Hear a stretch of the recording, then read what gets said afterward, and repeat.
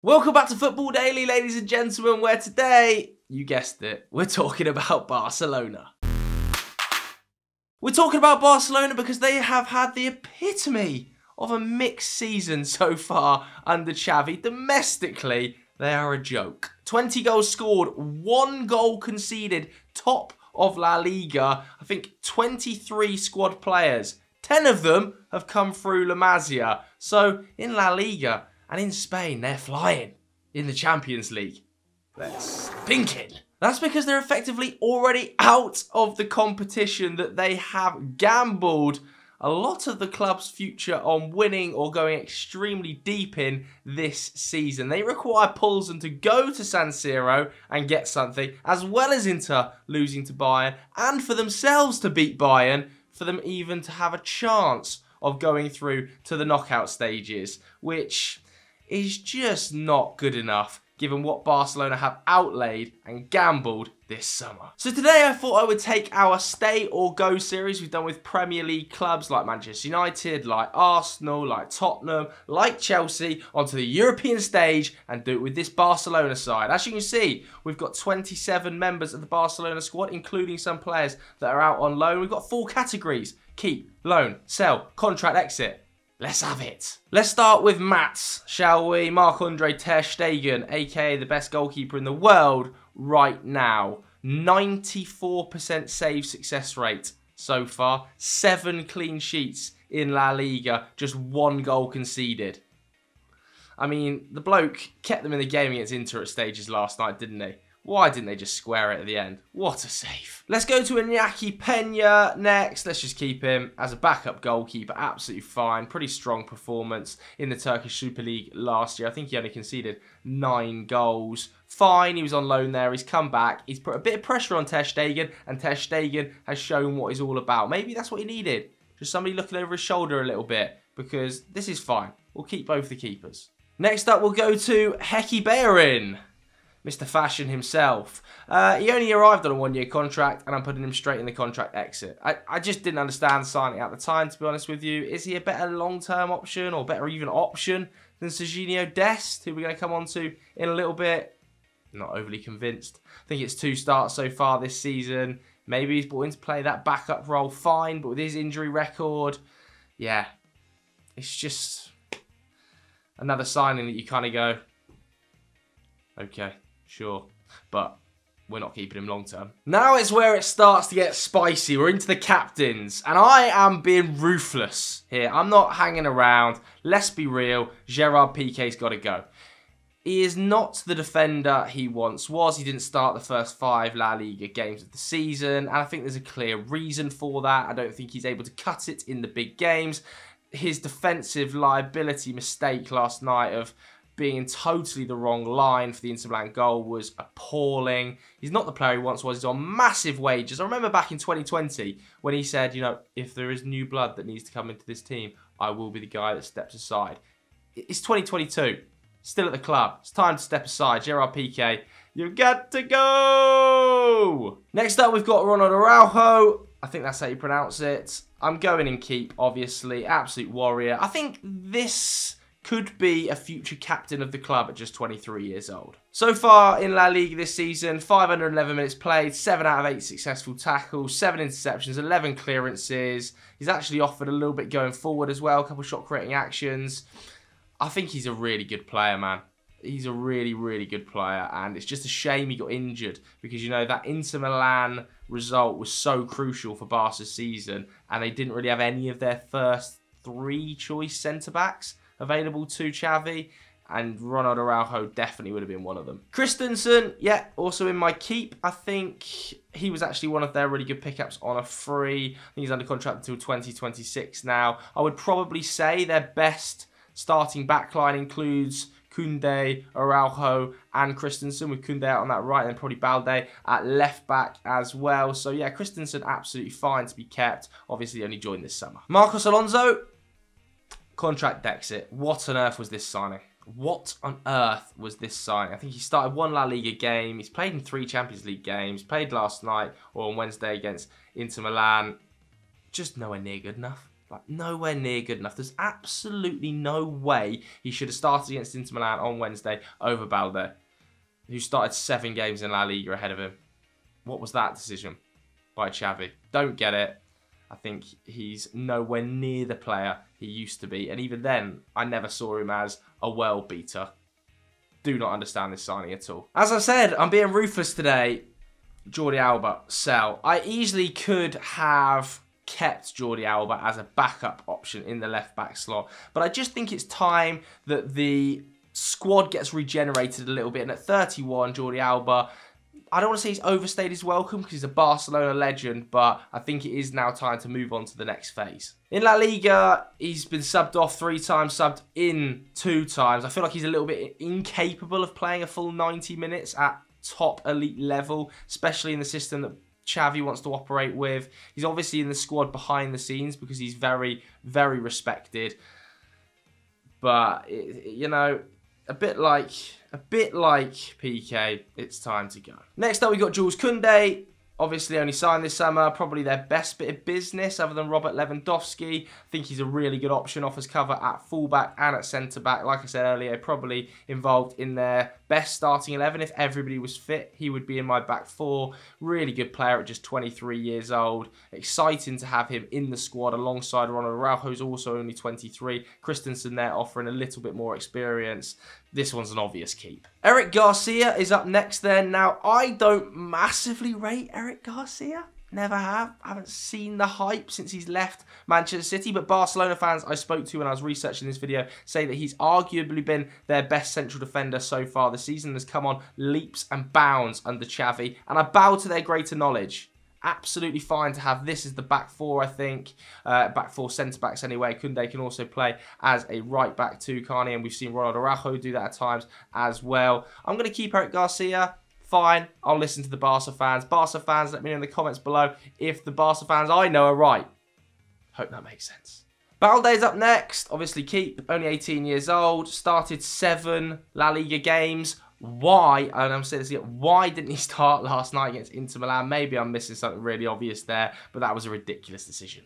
Next up, we've got Samuel Umtiti. God almighty, sell the man. They've been trying to for years. They just can't get it done. It is a difficult situation because obviously the wages, the deferred wages, the length of the contract is a massive issue. I think he's at Lecce at the moment. It's never going to work at Barcelona. I don't even know whether it's going to be possible to sell him. I think it might end up in the sort of situation where they have to terminate his contract. Next up, we've got Serginho Dest. Now, this is the problem, right? When I was doing this sort of research, they don't have a right-back on the books. I suppose you can count Sergio Roberto as a right-back as well. But if you don't have Dest or Bellerin, I've got Bellerin in contract next year, you don't have a right-back on the books at all. Now, he's not having a great time with it at Milan on loan. He looks pretty mediocre, and I'll be honest with you, I don't think he's good enough for Barcelona. I really don't. But what... I'm just going to put him in keep just because unless they're signing 2 right-backs in a summer, I think this is ridiculous. A ridiculous situation. Seriously. They need to get some right-backs through the door. Dest isn't good enough for Barcelona, but you need some warm bodies there. So unless they can promote somebody from the youth academy or convert somebody from another position, I'm just going to say keep Dest in the squad until you improve it.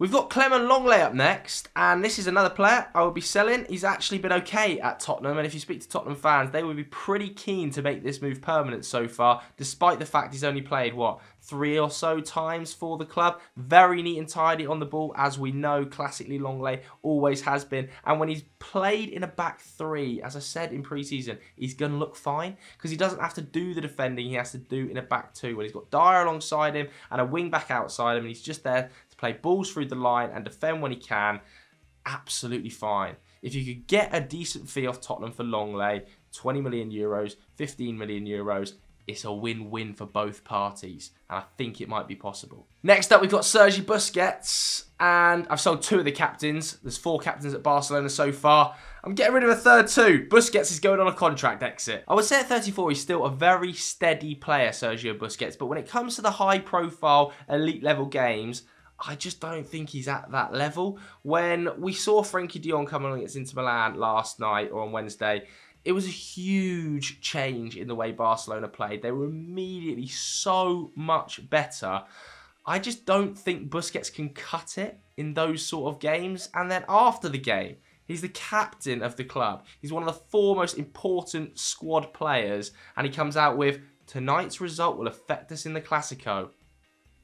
What? He's also putting up the lowest tackle interception numbers of his career, or at least since FB Ref started collecting defensive data. He's putting up about half the number of passes under pressure.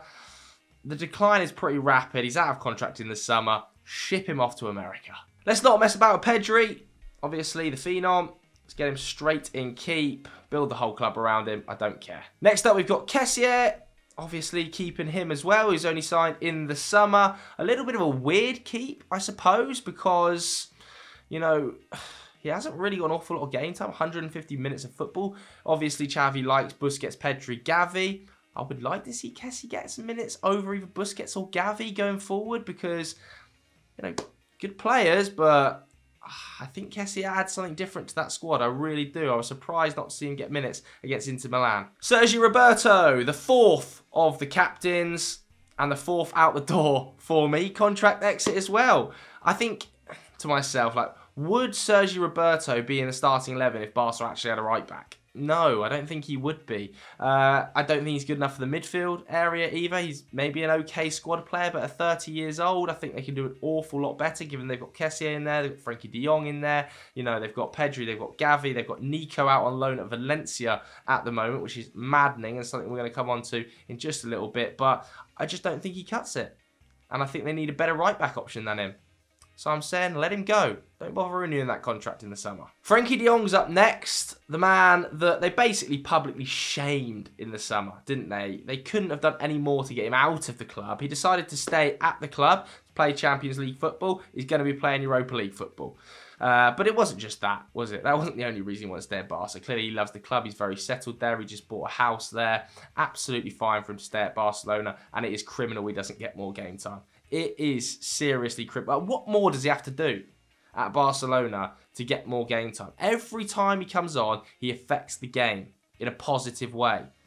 He just can't. How does he not start with a Gavi? Like, I love Gavi, but he is a bit of a sort of workhorse, isn't he? Definitely not as technically good as Frankie Dion. Like, Frankie Dion for me would be a start every day of the week in this Barcelona side. He's going straight in my keep column. I think it's ridiculous he doesn't get more game time from the off. Next up, we've got Gavi. Obviously, he's going in my keep column, no doubt about that. Highest pressures in the squad by a mile. Highest press success rate by a mile. Second for tackles, second for interceptions. This guy is the definition of got that dog in him. But there are opinions floating around football Twitter like this. Gavi is only related because his name rhymes with Xavi. Bro is a fraud. La Masia merchant. 11,000 likes. Like, I know he's not the most technical player. He's brilliant off the ball. And I would personally start Frankie Dion ahead of him. But let's put some respect on his name, shall we? He's still class. We've got Nico up next. Going to be my first loan. I think I would send him back out. I might even recall him from that Valencia role in January if I've got the option to do that. Just he's getting no game time out there. It's just a pointless waste of time at the moment. He's been out there for what now? 3 months, 2 months, and he's played 3 games. I don't think there's any point in that happening. Either bring him back and utilise him in your midfield options or loan him out to a different club where he's actually going to get minutes. We've got Ousmane Dembele next at 25. He's an obvious keep. I think this is the highest example and testament to Xavi of his coaching. What a turnaround Ousmane Dembele has had in his career. I mean, he's already scored as many goals this season as he did in the entirety of last season. His work towards the back end of last season, when his contract was still up in the air, was nothing short of exceptional. Just a reminder as well, this guy has had so many injury problems that last night was his first Champions League goal since 2020. So yeah, just an obvious keep, isn't it? Best expected goals and best expected assists since his first season at Barcelona. Absolute Dembele remontada. We've got Lewandowski up next, and yeah, obviously he's going to be a keep. 14 goals this season. I think the next top scorer at the club is Dembele on 3.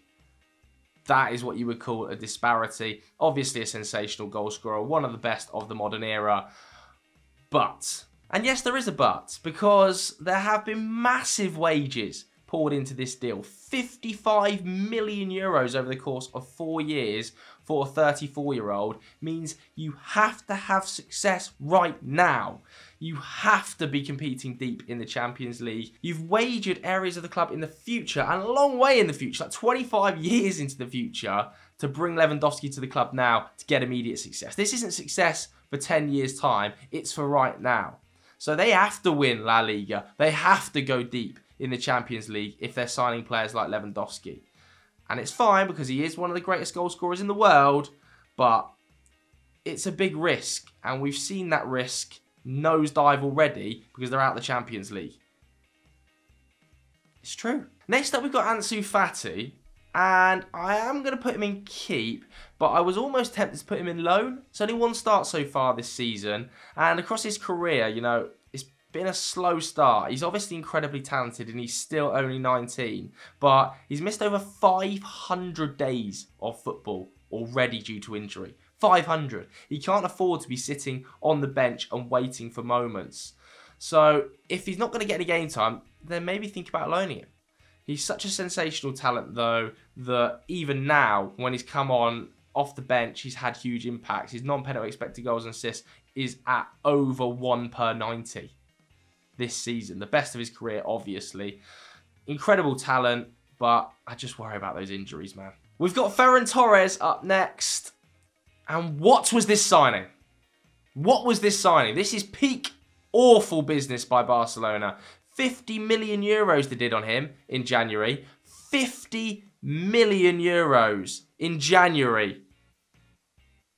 What was the point? What was the point? 17 starts last season, fine. But then to bring Lewandowski in when you already had Aubameyang at the club, by the way, and Memphis Depay at the club. Ferran's there at 50 million to be the third choice striker. I thought the whole idea was to build a young, exciting, hungry forward line with real Spanish roots. It hasn't worked, has it? Because he's got 200 minutes of football this season. There was no point in buying Torres if 6 months later you're going to buy Lewandowski. Which is absolutely fine to buy Lewandowski, but then don't buy Torres. One of the two, lads. So I'm kind of tempted. I'm going to put him in sell. I think he's one of the assets that they could actually sell for a decent amount of money. I think he's still got a pretty high reputation after what he did at Manchester City. And he's just not going to play at Barca. He's not going to play ahead of Robert Lewandowski ever. So he's there as pure cover, in which case you've got kind of got Depay who can play as cover, I guess. You know, you've got Fatty, Rafinha, Ousmane Dembele in forward areas as well. I just don't see the point in Ferran Torres being at the club, I'll be honest. Memphis Depay up next. I just said then that I'd sell Ferran because, you know, you've got at least Depay as cover. You probably don't. I'm putting him in contract exit. Should have got a fee for him this summer, shouldn't they? But they just couldn't find anyone to get a fee off. And he ended up staying. Contract's up in the summer. He's not going to play any minutes, is he? Let's be real. He was the top scorer of the club last season on 13 goals. This is probably a problem, selling Ferran and letting Memphis go, because you don't really have any cover behind Lewandowski there now that you've also sold Aubameyang. That might mean that he moves back up to keep, you know. If somebody came in with a really good offer, then he'd drop back down to sell. I'll leave him in keep for now, and then I'll just let Memphis go on a free. We've got Rafinha up next. Obviously, he's going in keep. He's been a bit hit and miss at Barcelona at the start of his career, but it is only early doors, isn't it? Such a workhorse. 4th in the Barcelona squad for defensive actions. That's tackles and interceptions and pressures. He is just going to burn calories for you. And he's also pretty good technically, isn't he? I think he'll settle into this side. And I do think the best Barcelona front line right now is Rafinha, Ousmane Dembele and Bobby Lewandowski. So he's an obvious keep too. All right, Barcelona fans, that was my stay or go for your club. Let me know what you think in the comments below. Any you agree or disagree with. Obviously, I've let all 4 of the current club captains go. So that might cause a little bit of friction. But if you did enjoy this video, hit the like button, hit subscribe. Thanks very much for watching. We'll see you later. Bye.